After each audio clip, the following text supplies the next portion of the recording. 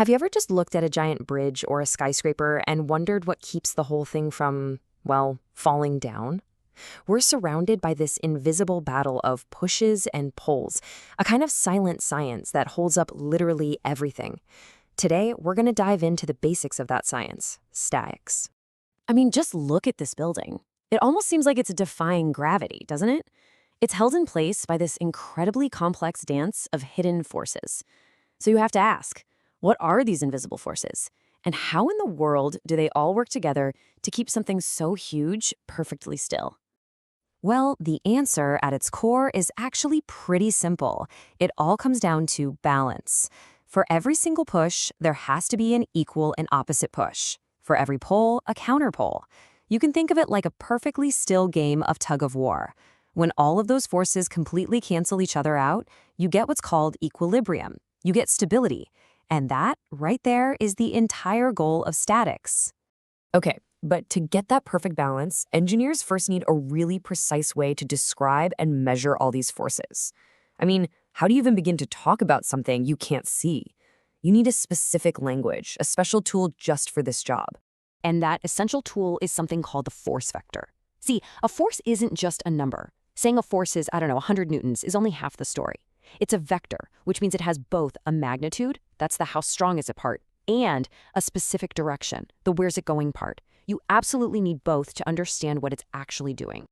And to be a real pro about it, to fully describe a force in engineering, you actually need 5 key details. You need its magnitude, its strength, its general direction, like up and to the right, the specific angle it makes with something, like the floor, the exact point of application, so where it's actually touching the object, and finally, its line of action, which is just the infinite line that force travels along.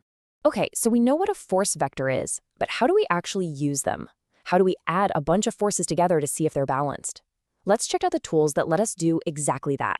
Let's start with a really, really simple case.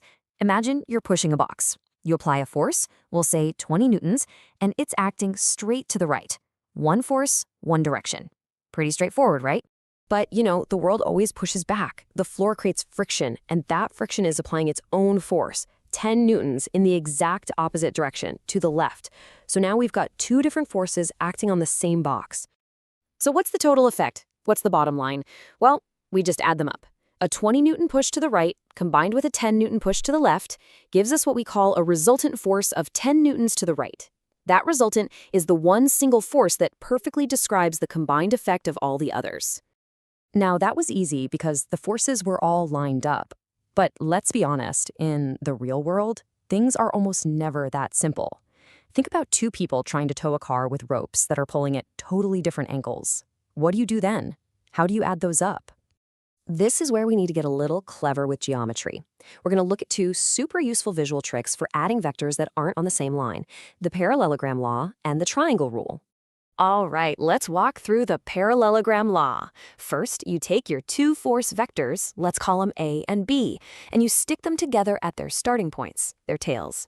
Step 2, from the tip of each vector, you draw a dotted line that's parallel to the other vector. You see how that makes a parallelogram shape? And for the final step, the big reveal, the diagonal that cuts right across from where you started to the opposite corner, that's your resultant force, R. That's the sum of A and B. Now, here's another way to see it, and it's called the triangle rule.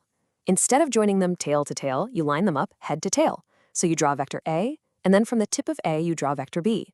The resultant is simply the line that closes the triangle, going from the very start of A to the very end of B. And would you look at that? It's the exact same resultant vector we got before. 2 different visual paths that lead to the exact same answer. Pretty cool, huh? So, drawing pictures is awesome for understanding the idea, but for real engineering, you need precise numbers. So let's see how these visual rules translate into an actual calculation. Okay, here's our problem. We've got this little screw eye in a wall, and 2 ropes are pulling on it. Force 1 is pulling with 100 newtons of force at a 15-degree angle. Force 2 is yanking with 150 newtons at a different angle. The big question is, what is the single combined force, that resultant, that this little screw eye is actually feeling? To find the magnitude, the strength of that resultant force, we need to dust off a little bit of trigonometry. specifically the law of cosines. Now, I know it might look a little intimidating, but it's really just plugging in the numbers we already have. The strengths of our two forces, 100 and 150, and the angle between them, which in this case turns out to be 115 degrees. You plug those numbers into the formula, you run the calculation, and bam, you get your magnitude. The combined strength of those two forces is 212.6 newtons. Now, the key thing here is that it's not just 100 plus 150. That angle between them changes everything. But hold on, we are not done yet. Not even close. Getting the magnitude is a huge step, but remember, with vectors, that's only half the story. We still need the other piece of the puzzle, the direction. Knowing how hard it's being pulled doesn't help much if we don't know which way. And for that, we turn to another powerful tool from our high school trig class, the law of sines. By applying this rule to our little force triangle, we can solve for the angles and find the exact direction of our resultant force. And in this case, it comes out to 54.8 degrees from the horizontal. Now our vector is complete. We have magnitude and direction. Now, doing all that triangle math can get a little repetitive, especially if you have like 3, 4, or even hundreds of forces acting on something.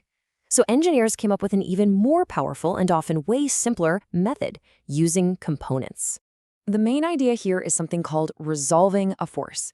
What you do is take any single force that's acting at an angle and you break it down into two separate forces that are way easier to handle. A part that's purely horizontal, we call that Fx, and a part that's purely vertical, Fy. If you do this for every force you have, you can just add up all the horizontal bits and all the vertical bits separately, which is so much easier. So we've gone from these gigantic buildings all the way down to tiny force triangles in their calculations. Let's zoom back out for a second. Why does any of this stuff fundamentally matter? What's the big idea we should really be taking away from all this? Okay, let's wrap this up. The biggest takeaway is that forces are vectors. They have both strength and direction. We learned we can see how they add up using simple pictures, like the parallelogram and triangle rules. We can get the exact numbers using trigonometry. And most importantly, all of this. This is the absolute bedrock of all structural engineering.